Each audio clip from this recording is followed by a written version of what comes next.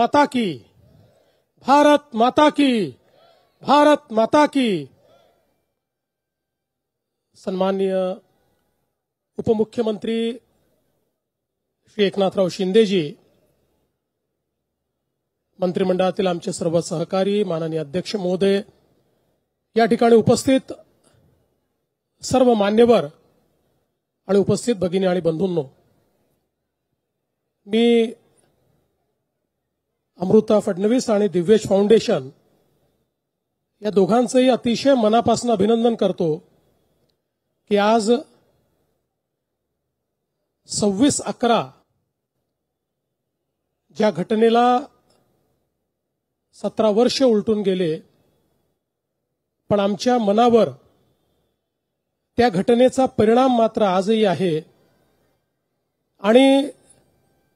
त्याच आमच्या शहीदांना आदरांजली देण्याकरता आणि ज्यांनी नागरिकांनी आपला जीव गमावला त्यांची आठवण काढण्याकरता हा कार्यक्रम या ठिकाणी आयोजित केला।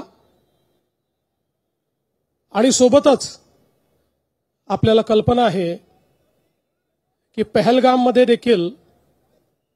ज्या आमच्या निष्पाप नागरिकांना मारण्यात आलं आणि त्यातून ज्या प्रकारे पुन्हा एकदा आमच्याकडे आतंकवाद वाढवण्याचा प्रयत्न झाला, या सगळ्या गोष्टी आपल्या लक्षात राहिल्या पाहिजेत। मुंबईकर असो किंवा प्रत्येक भारतीय नागरिक असो, हा नेहमी सजग असला पाहिजे, अलर्ट असला पाहिजे आणि म्हणूनच हा कार्यक्रम या ठिकाणी आयोजित केला है। हम सभी लोग जानते हैं कि हमला ताज और ट्राइडेंट पे नहीं था। जिस प्रकार से 9/11 का हमला ये ट्विन टावर्स पर किया गया, ये बताने के लिए कि अमेरिका का might, the might of America was in the twin towers, और इसीलिए ट्विन टावर पर हमला करके एक प्रकार से अमेरिका के सार्वभौमता को उसके ऊपर एक चुनौती दी गई। उसी प्रकार से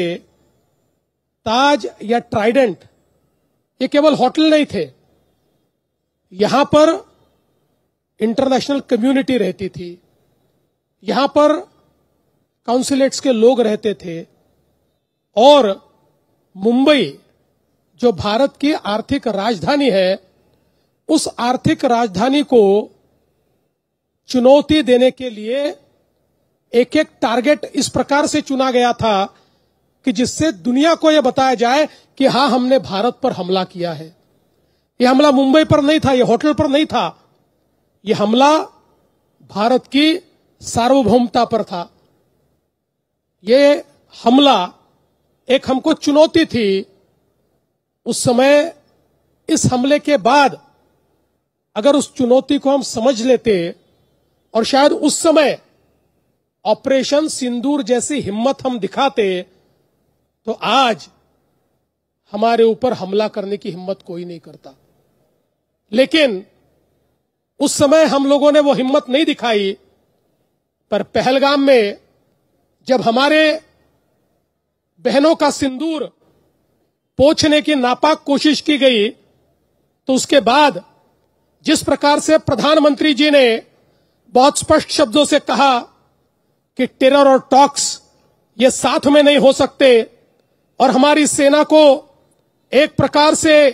खुली छूट दी, तो भारत की सेना ने पाकिस्तान के अंदर घुसकर सारे के सारे टारगेट समाप्त कर दिए। पाकिस्तान कुछ नहीं कर पाया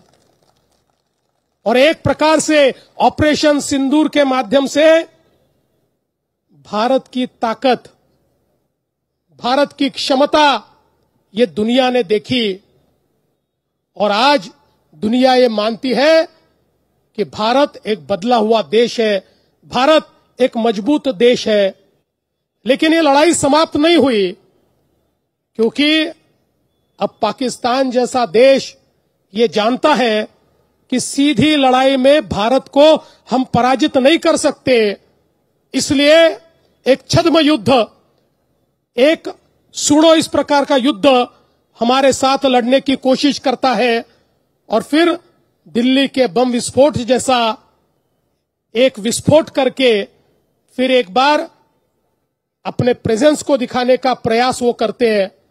लेकिन मुझे खुशी है कि आज बदला हुआ भारत है, जिस भारत ने पहले ही इन चीजों को भांपकर जिस प्रकार से ऑपरेशन किए और 3000 किलोग्राम आरडीएक्स को जब्त किया, वरना इनके इरादे तो भारत के हर कोने में इसी प्रकार से बम विस्फोट करने के थे और मुंबई सहित कई हमारे देश के शहर इनके टारगेट पर थे। लेकिन जब भारत की हमारी एजेंसीज ने इसको भांप लिया और उन पर सीधे हमला बोला, तो दिल्ली में उन्होंने एक विस्फोट करके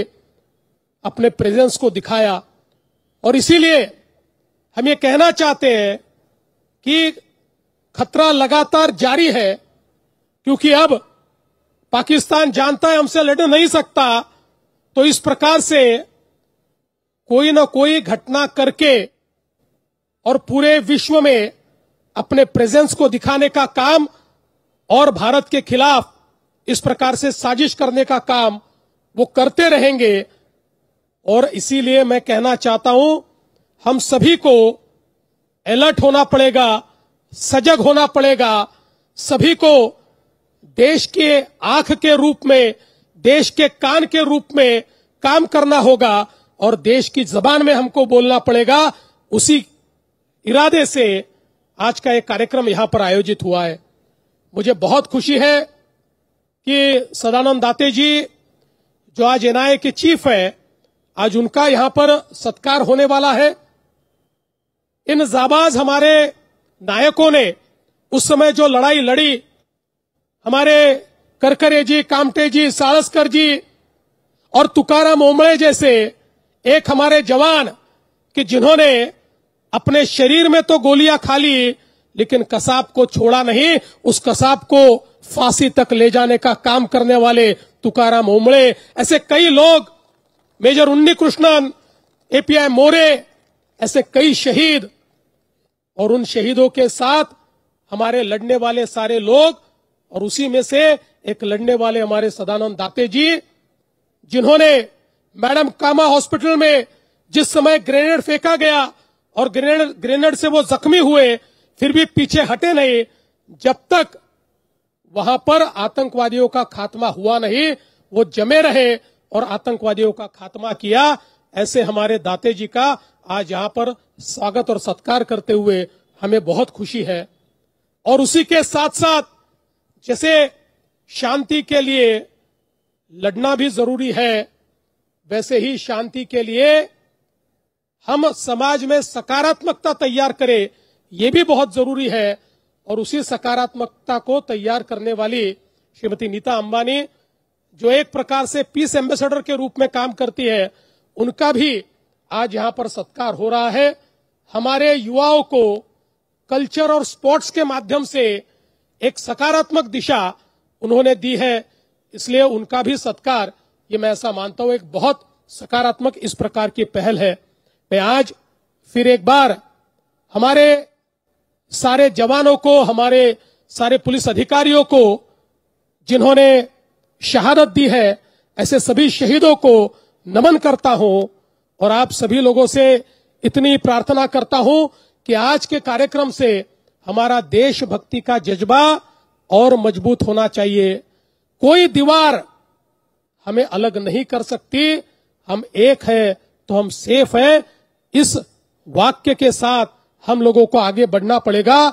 क्योंकि क्या कभी किसने सुना है सूर्य छिपता तिमिर भय से, क्या कभी सरिता रुकी है बांध से बन पर्वतों से, जो न रुकते मार्ग चलते चीर कर सब कंटकों को, वर्ण करती कीर्ति उनका छोड़कर सब असुर दल को, ध्येय मंदिर के पथिक को कंटकों का ही सहारा, राष्ट्रभक्ति ले हृदय में हो खड़ा यदि देश सारा, संकटों पर मात कर यह राष्ट्र विजयी हो हमारा। इस विजय की संकल्पना के साथ हम लोग अपने अपने घर जाए, यही निवेदन करता हूं। फिर एक बार दिव्येश का बहुत बहुत अभिनंदन करता हूं और अपने शब्दों को विराम देता हूं।